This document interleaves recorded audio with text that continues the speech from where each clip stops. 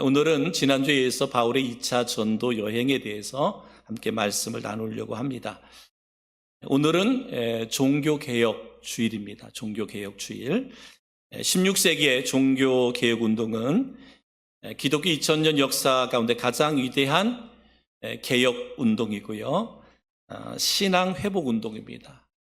또한 우리 개신교의 신앙의 뿌리가 되고 또 모태가 된다라고 말할 수 있습니다. 종교개혁자 마틴 루터가 카톨릭의 면죄부 판매에 반대하면서 막강한 교황권에 대항한 개혁의 횃불을 들었습니다. 1517년 10월 31일 독일의 비텐베르크 성문에 면죄부를 판매하는 를 비판하는 95개의 방반문을 써서 이렇게 붙이면서 개혁이 이렇게 시작된 것을 볼 수가 있습니다. 루터는 면죄부, 로마 교황청에서 팔았던 면죄부는 곧 교회의 권위를 남용하는 것이라고 비판하면서 구원은 교회가 주는 것이 아니고 오직 성경을 통해서 오직 믿음과 하나님의 은혜로만 얻을 수 있음을 강조했고, 이것이 바로 16세기 종교개혁의 시발점이 되었다라고 볼 수가 있습니다. 바로 루터의 종교개혁이 있었기 때문에 어쩌면 지금 오늘 우리가 이렇게 한자리에 모여서 하나님을 예배할 수 있고 우리가 마음껏 성경을 묵상하고 읽고 그 다음에 설교를 이렇게 들을 수 있는 그런 기회가 우리에게 주어졌다라고 말할 수 있습니다. 그런 걸 바라보면서 다시 한번 오늘 종교개혁주의를 드리면서 우리의 믿음과 우리의 신앙 한번 되돌아보면서 혹 나에게, 오늘 이 시대를 살아가고 있는 나에게, 또 우리 교회에게, 우리 시대 한국 교회에 새로운 종교 신앙 회복 운동이 일어나야 되지 않을까라고 하는 그런 생각을 가져보고 있습니다.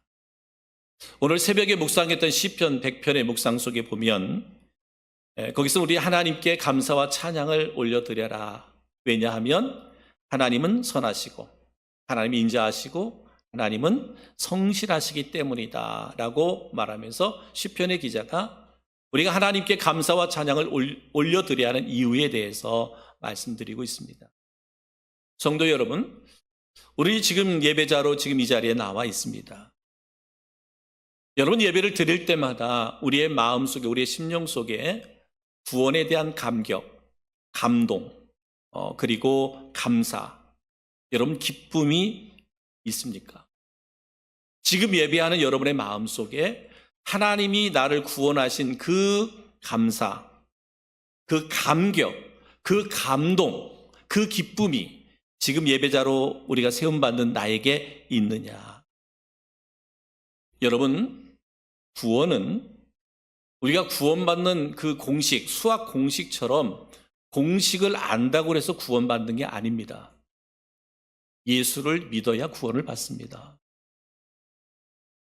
예수님이 누구인지 하나님의 아들이고, 그리고 예수님이 이 땅에 2000년 전에 오셔서 십자가에 나를 위해서 죽으시고 부활하시고 승천하시고 다시 재림의 주로 이 땅에 오는 것, 이것이 복음이죠. 이게 복음이고요. 이 복음의 공식입니다. 근데 이것을 안다고 우리가 구원받는 게 아니라는 거죠. 그 예수를 믿어야만 구원을 받는다는 거죠. 이것이 뭐예요? 이것이 종교개혁이었어요. 왜냐하면 예수님께서 복음을 전하고 복음이 전해져 오면서 이제 로마라고 하는, 로마의 카톨릭이라고 하는 큰 교회가 세워졌지만 그들이 타락했어요. 그래서 뭘 팔았다 그랬어요? 급기야는 면죄부를 팔았습니다. 그 유럽의 그 화려한 성당들, 지금은 다 관광 명소가 됐지만 그 멋있는 성당을 짓기 위해서는 돈이 필요했어요. 어마어마한 돈이 필요했습니다. 지금도요, 유럽에 가면 아직도 이 카톨릭 성당이 지어지고 있는 게 있습니다. 어마어마한 돈이 들어가고 있죠. 돈이 모자라니까 뭐 했어요? 면죄부를 팔았습니다. 면죄부가 뭐예요? 네 지상이 죄를 졌느냐? 네가 돈 내서 면죄부를 사면 지옥 갈 죽은 내 조상이 천국 간다는 거예요. 너희들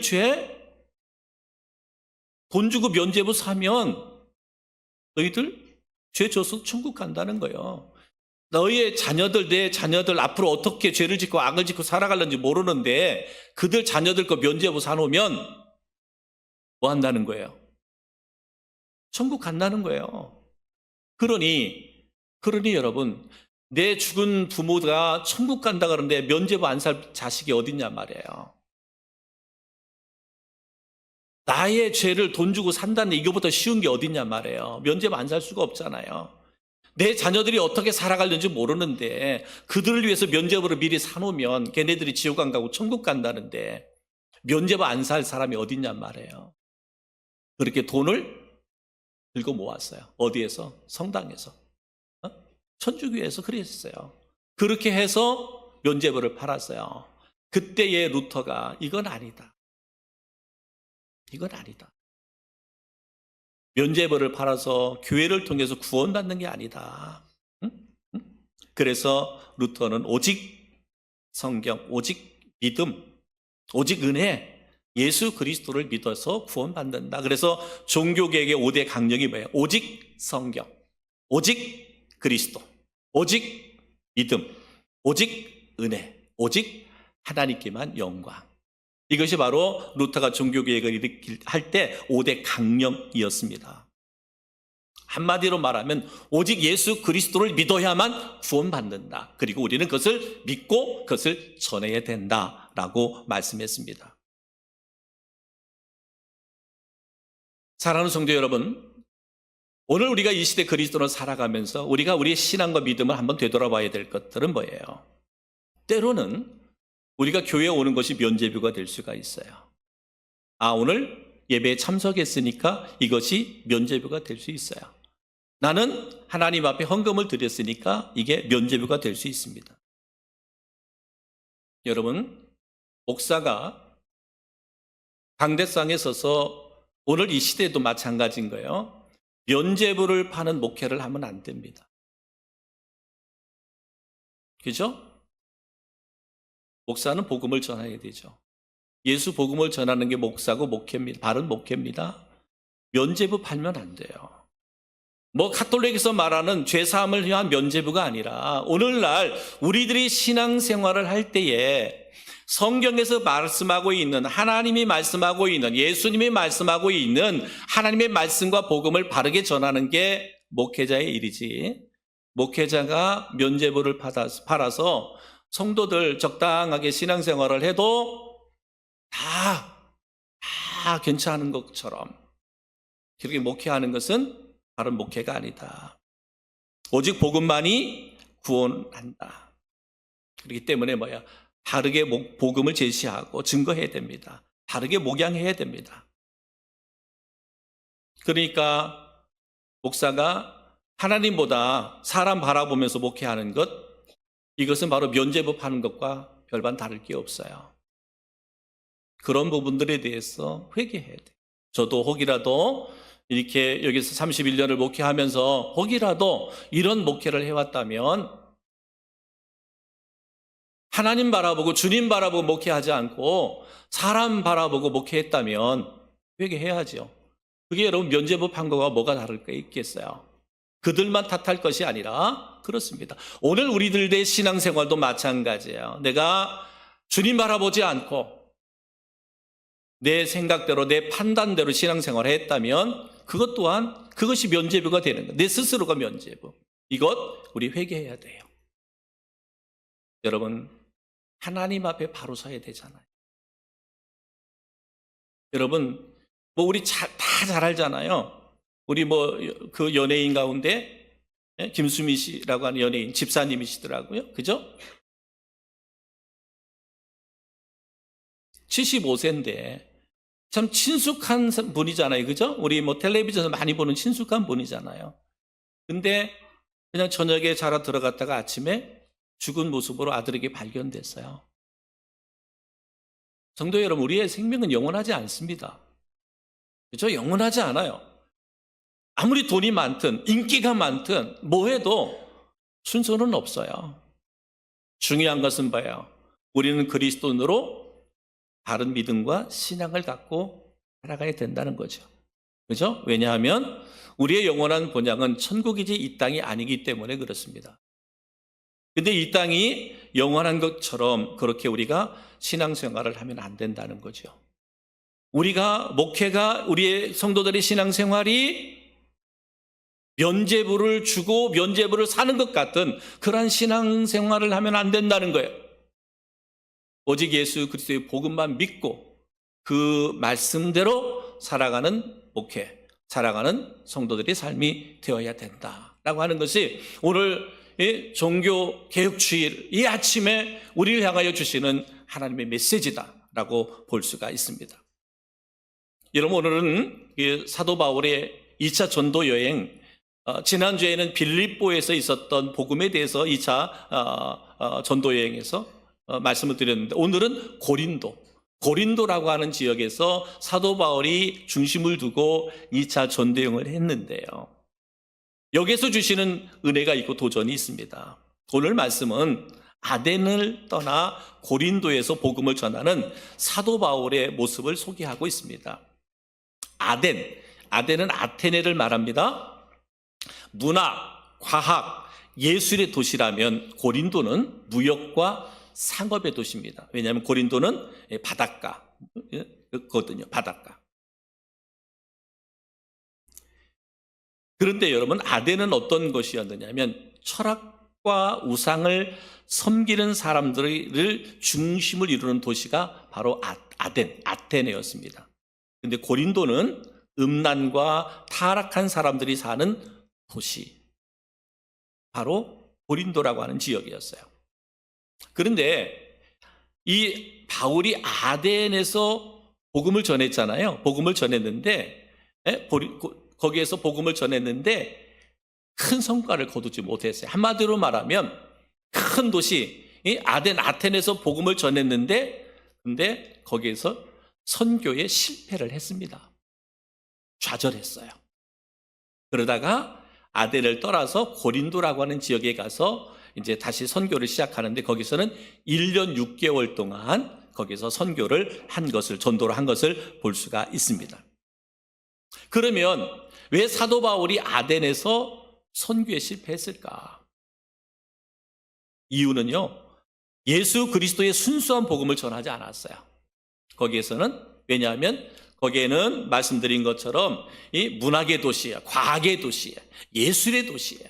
그러니까 그 도시에는 똑똑한 사람들이 많았어요. 잘난 사람들이 많이 있었어요. 많이 배운 사람들이 많이 있었습니다. 그래서 사도 바울은 생각했어요. 야, 이 똑똑하고 잘난 사람들에게 어떻게 복음을 전할까 생각하다가 순수하게 예수 그리스도의 복음을 전하기보다는 자신의 철학적 지식 그리고 논리적인 말장난, 그들이 얼마나 말들을 잘하는지 알고 있는 지식이 많고 그러다 보니까 말도 너무 잘하는 거예요. 그래서 사도 바울도 가지고 있는 자신의 지식을 가지고 그들과 논쟁, 즉 말장난을 했다는 거예요. 그러다 보니까 뭐예요? 아무리 네가 설득력 있는 말로 나를 설득해 보려 하지만 그들에게는 먹혀들지 않았습니다. 그래서 사도행전 18장 1절에 보면 그 후에란 말이 있습니다. 아덴에서 전도에 실패한 후에 그러면서 그가 이제 고린도에 오게 되죠. 고린도에 와서 전도하면서 그는 이렇게 다짐을 합니다. 고린도전서 2장 1절로 2절 말씀에, 형제들아 내가 너에게 나아가 하나님의 증거를 전할 때에 지혜의 아름다운 것으로 아니하였나니 내가 너희 중에서 예수 그리스도와 그의 십자가에 못 박히신 것 외에는 아무것도 알지 아니하기로 작정하였습니다. 그러니까 아덴에서 전도에 실패한 것 이후 분명히 말씀했잖아요. 그래서 그가 고린도에 와서 전도할 때는 내가 이제는 한마디로 말하면 내가 예수 그리스도의 십자가 외에는 전하지 않겠다. 이게 사도 바울의 고린도에서의 다짐이었습니다. 다시는 말장난이나 말재주 부리지 않고 오직 예수 그리스도, 예수 그리스도의 십자가와 부활만 자랑하겠다, 증거하겠다라고 이렇게 말씀했습니다. 이렇게 마음을 새롭게 결단하고 다짐하고 이제 그가 고린도에서 이제 전도 사역을 할 때 하나님께서 고린도에서 사도 바울에게 신실한 믿음의 동역자를 만나게 해주셨어요. 신실한 동역자를 만나게 해주셨는데, 그때 당시 계속 로마가 모든 나라를, 그 주변의 나라를 지배하고 있을 때에 로마의 글라우디오 황제는 유대인들이 폭동을 일으켰다는 이유로 유대인들에게 로마를 떠나라는 명령을 내립니다. 로마에 살고 있는 모든 유대인들은 다 로마를 떠나라라고 하는 황제의 명령이 떨어졌어요. 사도행전 18장 2절에 아굴라라 하는 본도에서 난 유대인 한 사람을 만나니 글라우디오가 모든 유대인들에게 명하여 로마에서 떠나라 한 고로 그가 그 아내 브리스길라와 함께 이달리아로부터 새로 온지라 바울이 그들에게 감해 그랬습니다. 이 일로 인해서 이 아굴라와 브리스길라가 부부가 로마를 떠나서 고린도에 정착하게 되었어요. 그런데 이들의 직업이 사도 바울의 직업과 똑같았어요. 천막을 만드는 일을 했습니다. 그래서 자기 집에 머물게 하면서 선교의 동역자로 바울에게 큰 힘이 되었어요. 아굴라와 브리스길라가 사도 바울과 동일한 그 텐트를 만드는 그런 직업이 있어서 사도 바울이 그 집에서 유하면서 텐트도 만들고 또한 복음도 전하는 선교의 동역자가 되었음을 볼 수가 있습니다. 그러니까 바울에게는 이 고린도에서 새롭게 마음을 다짐하고 새롭게 복음 전도를 하는데 이 아굴라와 브리스길라를 만나게 하셨어요. 그것이 큰 힘이 되었다라는 거예요. 이게 뭐예요? 하나님이 그들을 예비하시고 준비하셨습니다. 나중에 보면 그가 고린도에서 복음을 전했고 다음에는 에베소에서 복음을 전하고 나중에는 로마에 돌아가서 복음을 전했습니다. 바울과 아굴라 이 부부의 관계를 설명해 보면요, 로마서 16장 18절, 사도행전 18장 18절에 보면 바울은 더 여러 날 유하다가 형제들을 작별하고 배 타고 수리아로 떠나갈새 브리스길라와 아굴라도 함께 가니라. 고린도에서 전도를 끝나고 떠나갈 때 함께 갔다. 수리아로 같이 떠났다. 선교의 동역자가 된 것이지요. 또한 로마서 16장 3절로 4절에 보면 너희는 그리스도 예수 안에서 나의 동역자인 브리스가와 아굴라에게 문안하라. 그들은 내 목숨을 위하여 자기들의 목까지 내어놓았나니 나뿐만 아니라 이방인의 모든 교회도 그들에게 감사하느니라. 이들 부부는 사도 바울을 위해서 자신의 목숨까지 내어놓은 사람들이었어요. 그러한 동역자들이었죠. 또요, 우리 고린도전서 16장 19절에 보면 아시아의 교회들이 너에게 문안하고 아굴라와 브리스가와 및 그 집에 있는 교회가 주 안에서 너에게 간절히 문안하고 그랬습니다. 보니까 아굴라와 브리스길라는 전 재산을 교회에 바쳤다라고 말합니다. 자신의 모든 것을 복음을 위해서, 주님을 위해서, 교회를 위해서 드렸다. 사랑하는 성도 여러분, 하나님은요 어느 시대나 하나님의 뜻을 이루고 하나님의 나라를 세워갈 동역자들을 세우셔서 합력하여 선을 이루게 하시는 분이 우리 하나님이세요. 그러니까 목회도 마찬가지. 나는 힘들어서 목회가 힘들다라고 말하지만 그렇지 않습니다. 우리가 주님만 바라보고 오직 복음을 위해서 우리가 나아가다 보면 하나님이 나에게 필요한 동역자들을 세워주시는 거예요. 일을 하면 일을 하는 만큼 하나님이 필요한 사람도 공급하시고 일꾼도 세워주시고 필요한 물질도 주님이 공급해 주시는 거예요. 근데 우리가 게으르고 나태하면, 교회가 게으르고 나태하면 하나님 있던 일꾼들도 떠나가게 만들잖아요. 그죠? 일하던 일꾼들도 떠나가게 만들어요. 그러나 일하는 교회, 일하는 성도들에게는 하나님께서 늘 필요한 것을 공급해 주시는 거예요. 여러분의 개인적인 삶에서도 마찬가지입니다. 늘 시간이 없어서 주님을 위해서 헌신하지 못한다고 하는 사람들이 있거든요. 시간 없어서. 이런 사람들에게는 더 이상의 하나님이 일할 수 있는 시간을 허락하지 않습니다. 나는 건강 때문에 주님을 위해서 못하겠다고 하는 분들이 있어요. 여러분, 하나님 앞에 건강의 축복을 받으려고 생각하지 마세요.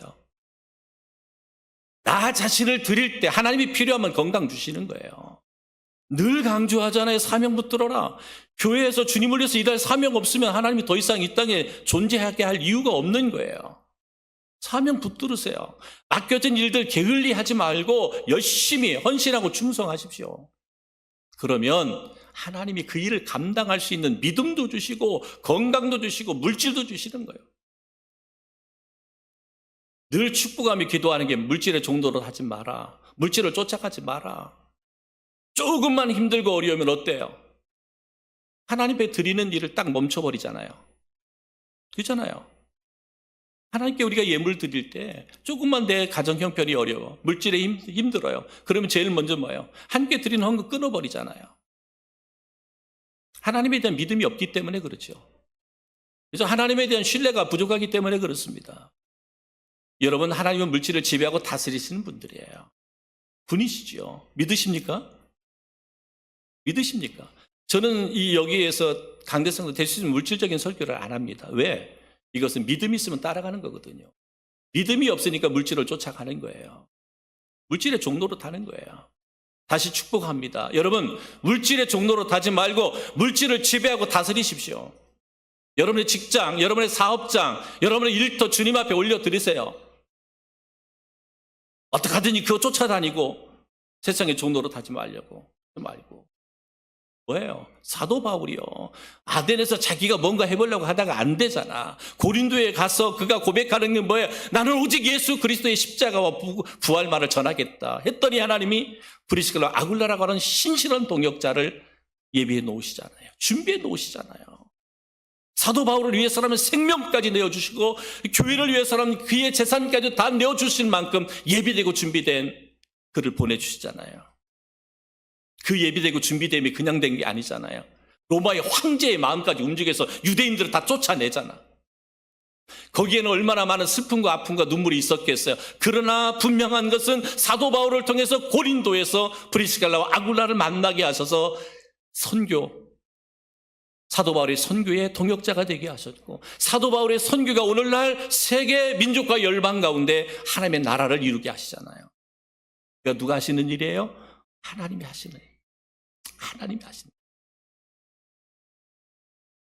로마서 8장 28절에 이렇게 말합니다. 우리가 알거니와 하나님을 사랑하는 자 곧 그의 뜻대로 부르심을 입은 자들에게는 모든 것이 합력하여 선을 이루느니라. 아멘이죠? 하나님은 살아계시고 하나님은 전능하시고 하나님이 하시면 되는 거잖아요.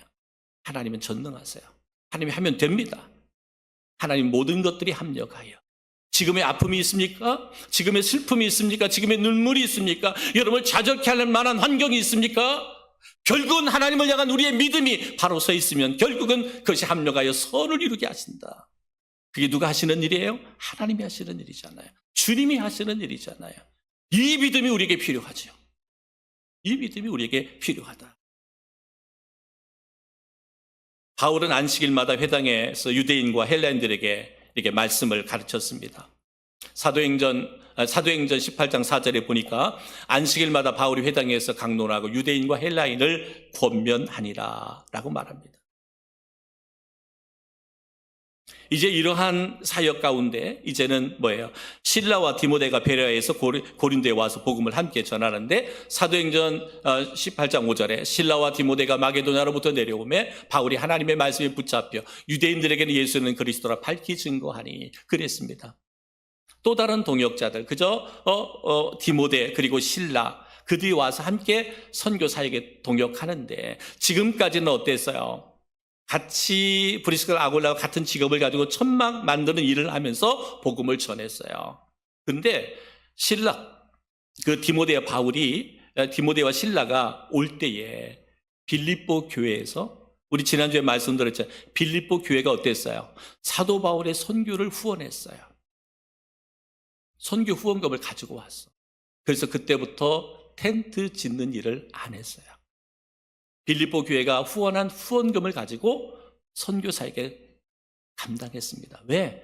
하나님은 자비량으로 선교하게 하시다가 선교 사역이 확장되어지면서 이제는 네가 텐트 만드는 일을 안 하고 이제는 빌립보 교회를 통해서 선교비를 후원할 테니까 네가 오로지 복음을 전하는 일에만 집중해라.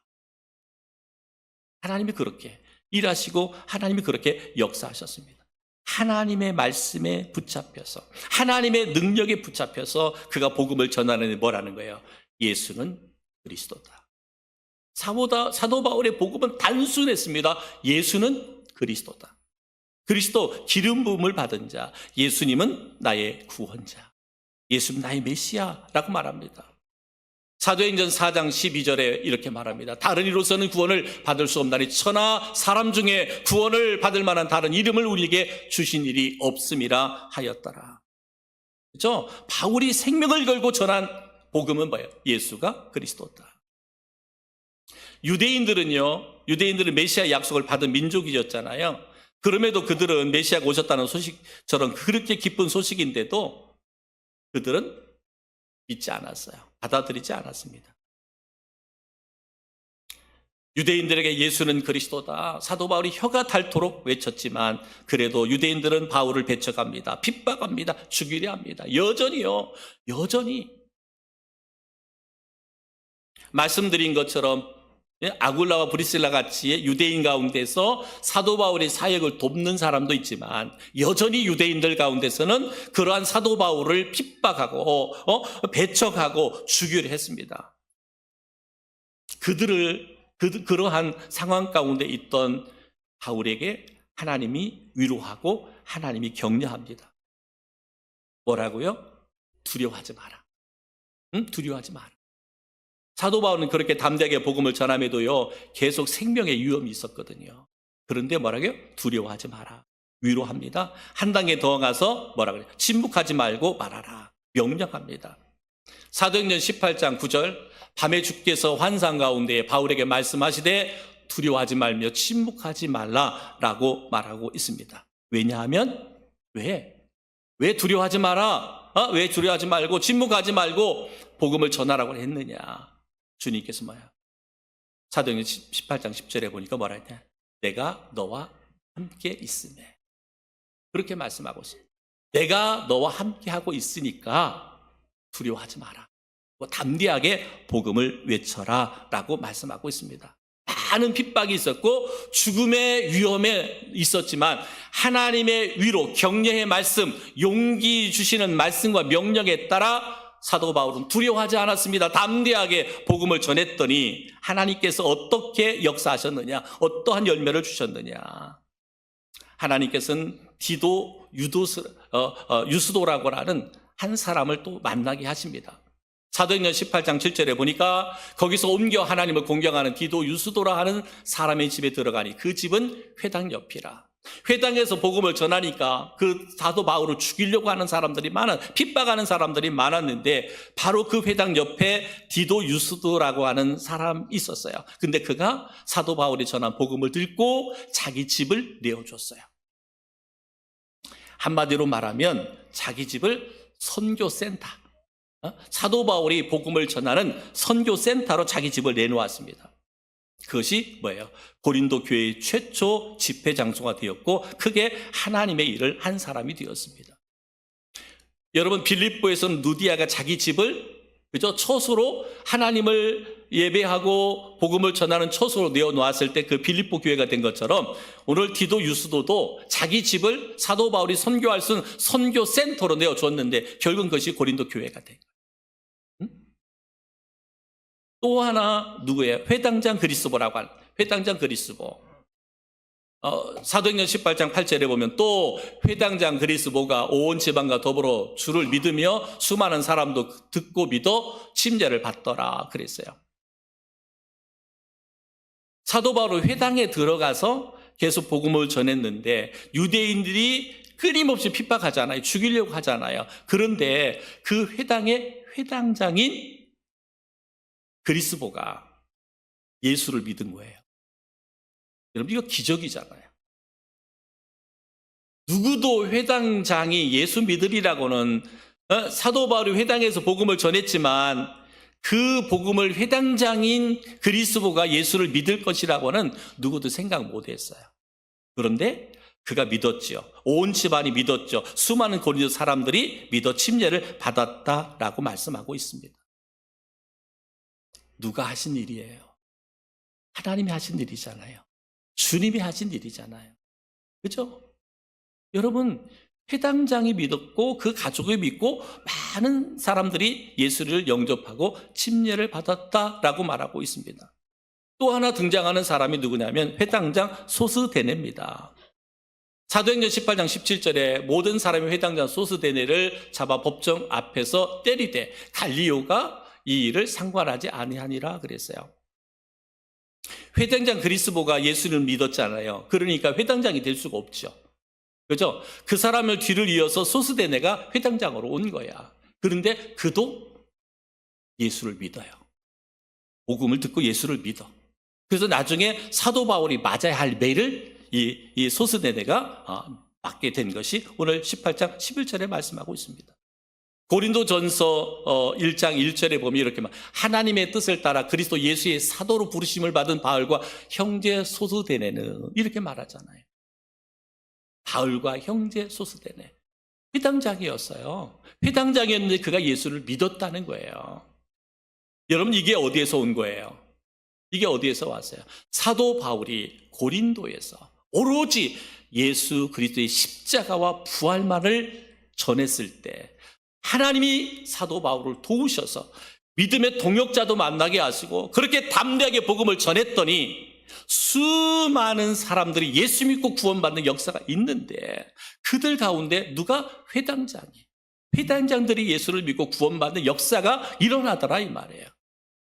사도 바울이 잘나서 사도 바울이 똑똑해서 아니잖아요. 그 일을 이루시는 분은 누구예요? 하나님이시잖아요. 주님이 하시는 일이잖아요. 사랑하는 성도 여러분, 오늘은 종교개혁 주일입니다. 종교개혁의 핵심을 요약하면 오직 성경을 통해서 오직 예수 그리스도의 복음을 통해서 오직 하나님의 은혜로 구원받는다는 것입니다. 그렇기 때문에 오늘 우리가 전할 복음은 오직 예수 그리스도, 예수가 그리스도다. 이 복음을 전하는 거예요. 여러분 오늘 오후 2시부터는 그죠? 광화문 광장이나 시청에서 악법 저지를 위한 한국교회 200만 연합 예배와 기도회가 있습니다. 악법 저지예요. 악법 저지. 그 악법이 뭐예요? 하나님의 창조의 질서를 파괴하고자 하는 것들, 하나님이 세운 가정을 무너뜨리려고 하는 것들, 사회의 질서를 무너뜨리는 것들을 법으로 정해가지고 이제는 하나님을 대적하자는 거거든요. 지금 이러한 것들이 세계 곳곳에서 일어나고 있는데 이 법을 통과시킨 나라들은요, 기독교가 복음이 완전 무너져 버렸어요. 언젠가는 복음이 살아나겠지만 그러나 그 시대에 복음이 가리워져서 믿지 못하면 그들은 불행한 일이잖아요. 그렇기 때문에 한국도 그러면 안 된다. 우리 한국교회가 연합하자. 어쩌면 그것이 신앙 붕괴 운동이에요. 한국교회가 너무나 게으르고 또 나태하고 너무 한국교회가 너무나 부유해가지고 때로는 교만해 있고 회개할 줄 모르고 기도할 줄 모르고 어쩌면 지금의 한국 교회가 지금 유지되는 것은 우리 한국 교회 초창기 때 그리스도인들의 그 부르짖음이 지금의 한국 교회를 유지하고 있는데, 여러분 생각해 보십시오. 우리의 자녀들, 다음 세대들이 정말 한국 교회를 유지해 나갈 수 있을까? 지금의 교회들을 유지해 나갈 수 있을까? 앞이 캄캄하지요. 우리가 눈물 뿌려 기도하지 않으면, 저들의 영혼을 위해서 기도하지 않으면, 말씀으로 바르게 양육하지 않으면 힘들고 어렵다는 거예요. 근데 이 악법까지 만약에 입법화 시켜버리면 어떻게 되겠어요?